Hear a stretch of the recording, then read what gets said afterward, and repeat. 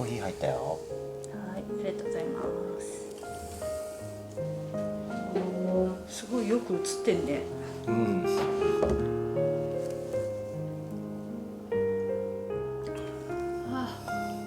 いいね、朝。帰ってきたって感じね。美味しい。美味しいね。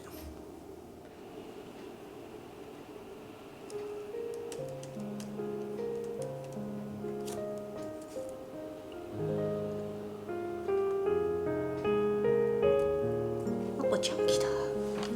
のこちゃん元気です。のこちゃん来ました。のこちゃんです。のこちゃん来ました。のこちゃんね、当分ね、甘えん坊だから。ね、偉いね。お疲れ様でした。のこちゃん。当分ね、こんな感じですよ。毎朝こうだね。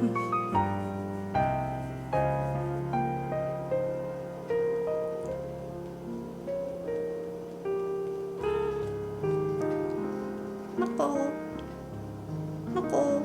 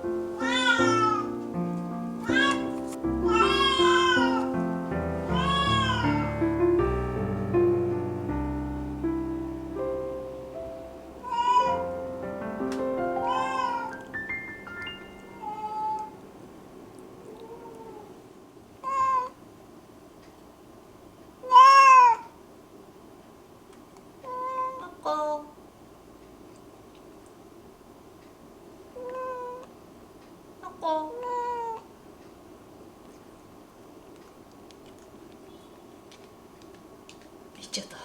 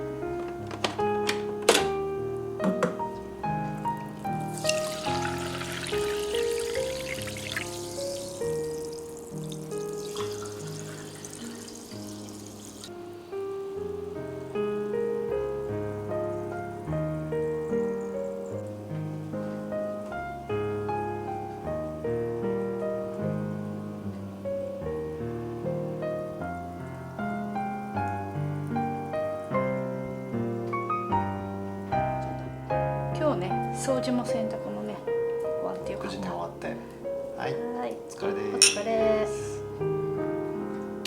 あすっきりするね。あ、すっきりする。いただきまいただきます。やっぱりさ、日本は魅力的だけど落ち着くね。家に帰ってくると。家だね。これさ、お友達にもらった唐辛子醤油かけてみる。青唐辛子醤油。すごい良さそうだね。大島の旅行で買ってきたんだって。辛いかな。なんか良さそうな感じ。なんかあれみたい。沖縄のさ、コーレーグース。はいはいはい。いただきます。はい。染みてる？うまい。辛い。いいね。今日は手抜きをして、豚味噌焼き。安定の味だよね。